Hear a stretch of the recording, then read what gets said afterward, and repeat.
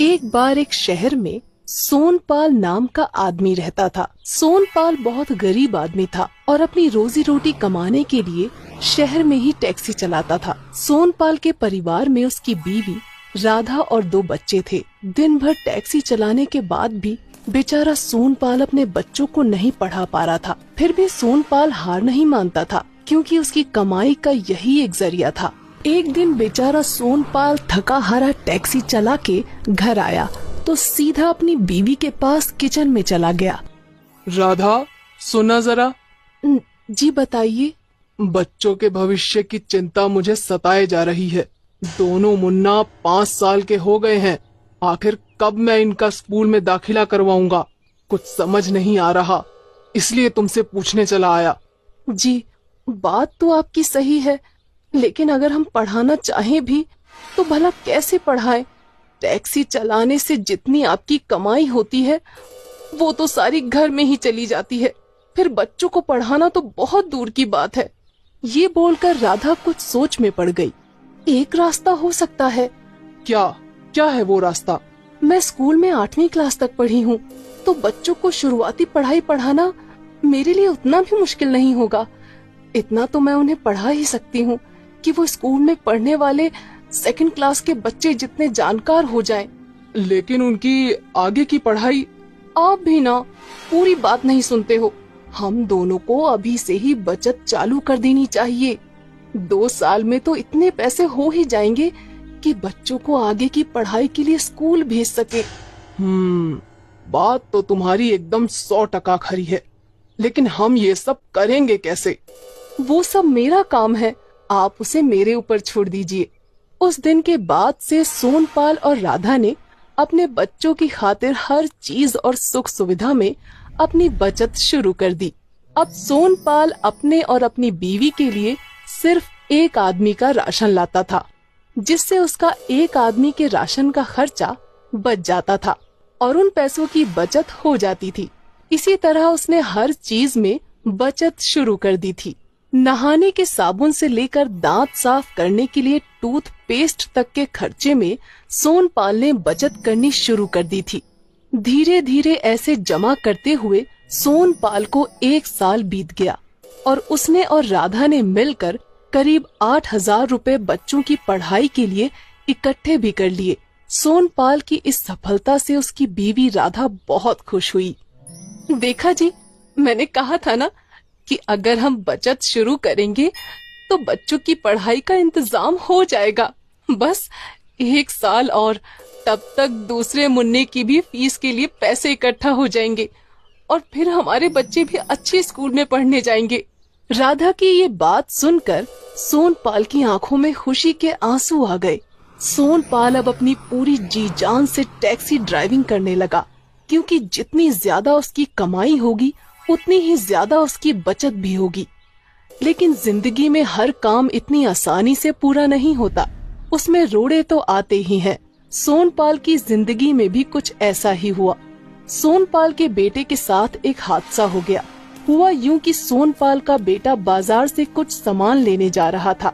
बारिश का मौसम था और सोनपाल का बेटा बाजार पहुंचा ही था कि अचानक पास वाले बिजली के खंबे से एक बिजली का तार टूट गया और नीचे पानी भरे गड्ढे में चला गया। सोनपाल के बेटे ने ध्यान नहीं दिया और उसने जैसे ही उस गड्ढे में पैर रखा, उसे भयंकर इलेक्ट्रिक करंट लग गया। किसी तरह आसपास वालों ने डंडा मारकर उसे छुड़ा तो लिया, लेकिन करंट लगने से उसका शरीर बहुत जल गया था। वहीं खड़े सोनपाल के जान पहचान के आदमी ने सोनपाल के बेटे को अस्पताल पहुंचाया और तुरंत फोन करके सोनपाल को उसके बेटे के बारे में बताया। सोनपाल पागलों की तरह अपना सारा काम छोड़कर दौड़ता दौड़ता अस्पताल आया और रोने लगा। डॉक्टर ने चेकअप करके बताया कि सोनपाल के बेटे के शरीर पर 40% जलने के निशान हैं और उसे कम से कम 2 हफ्ते के लिए अस्पताल में ही रहना पड़ेगा।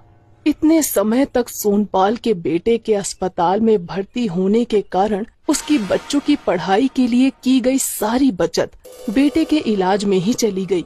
हॉस्पिटल से डिस्चार्ज करके अपने बेटे को सोनपाल सीधा घर लाया और उसे बिस्तर पर लिटाकर घर से बाहर आ गया। असल में अपने बच्चों की पढ़ाई की चिंता उसके दिल में घर कर चुकी थी। सोनपाल चलता रहा और सोचता रहा, हे भगवान, ये तूने क्या किया? मेरे बच्चों से आगे बढ़ने का मौका ही छीन लिया। अब मैं कैसे अपने बच्चों को पढ़ाऊंगा, लिखाऊंगा? क्या मेरे बच्चे भी मेरी तरह टैक्सी चलाएंगे? इन सब तरह के सवालों से घिरा सोनपाल चलता जा रहा था और चलते चलते वो एक पहाड़ी पर पहुंच गया, जहां वो बचपन में उदास होने पर जाता था। उदासी में अपने आप में खोया सोनपाल बैठा ही था कि अचानक उसे अपने सामने एक चमचमाती हुई कार दिखी। पहली नजर में इतनी अच्छी कार देखकर सोनपाल तो जैसे उसका दीवाना ही हो गया। लेकिन फिर उसने सोचा कि ऐसे किसी दूसरे की चीज को देखना गलत बात है। सोनपाल वहाँ इस आस में बैठा रहा कि जब उस कार का मालिक आएगा तो वो उससे इस कार के बारे में पूछेगा। लेकिन जब बहुत देर बैठने के बाद भी वहाँ कोई नहीं आया तो सोनपाल को कुछ शक हुआ। सोनपाल उतरकर गाड़ी के पास गया। वो गाड़ी बिल्कुल सोने की तरह चमक रही थी और सोनपाल ने देखा कि उस गाड़ी में तो चाबी लगी हुई है। अरे, ऐसी गाड़ी को खुले में, वो भी चाबी लगाकर कौन रख गया? लगता है इसके मालिक को इसकी कद्र ही नहीं और उसका इसे चोरी करवाने का इरादा है। तभी सोनपाल से उस गाड़ी का एक टुकड़ा टूट गया। उसे जेब में रखकर सोनपाल फिर उस गाड़ी के मालिक का इंतजार करने लगा। लेकिन आखिर में किसी के न आने पर सोनपाल ने उस गाड़ी को ले जाना ही ठीक समझा। सोनपाल गाड़ी में बैठ गया और उसने जैसे ही गाड़ी स्टार्ट करने के लिए चाबी घुमाई, वैसे ही गाड़ी का रंग सुनहरे से लाल हो गया।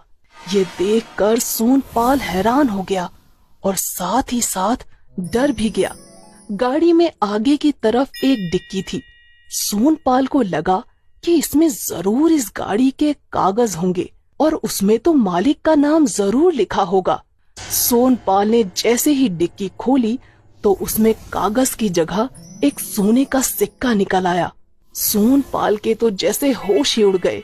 सोनपाल ने तुरंत गाड़ी घुमाई और घर ले गया। घर पर परेशान उसकी बीवी बार बार सोनपाल को फोन मिलाए जा रही थी कि तभी सोनपाल घर के अंदर आ गया। अरे राधा, राधा, तुम विश्वास नहीं करोगी मुझे क्या मिला। मुझे एक ऐसी जादुई कार मिली है जिसकी आगे वाली डिक्की से सोने के सिक्के निकलते हैं। जाइए ना, कहाँ आप भी बेकार का मजाक कर रहे हैं। सोनपाल अगले दिन अपनी बीवी को सबूत दिखाने के लिए उसे सुनार के पास ले गया, जहाँ पता चला कि गाड़ी का टुकड़ा और सिक्का दोनों सोने के हैं, यानी वो गाड़ी भी सोने की थी। सोनपाल के तो जैसे होश ही उड़ गए। सुनो जी, लगता है भगवान ने हमारी सुन ली। अब हमारे बच्चे भी अच्छे स्कूल जाएंगे और बड़े आदमी बनेंगे। सोनपाल भी अपनी बीवी की हाँ में हाँ मिलाने लगा। सोनपाल ने तुरंत ही उस सोने के सिक्के और उस टुकड़े को सुनार के पास बेच दिया। इन दोनों को बेचकर ही सोनपाल के पास इतने पैसे आ गए कि वो अपने बच्चों की स्कूल की फीस 3 साल तक भर सकता था।